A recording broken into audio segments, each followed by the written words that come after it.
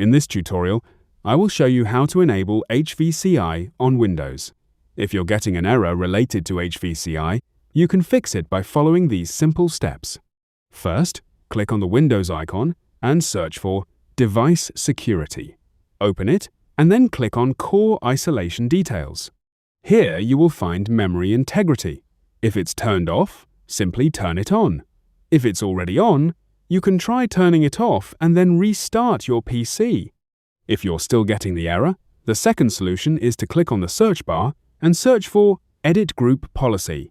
Open it, then open Administrative Templates, followed by System.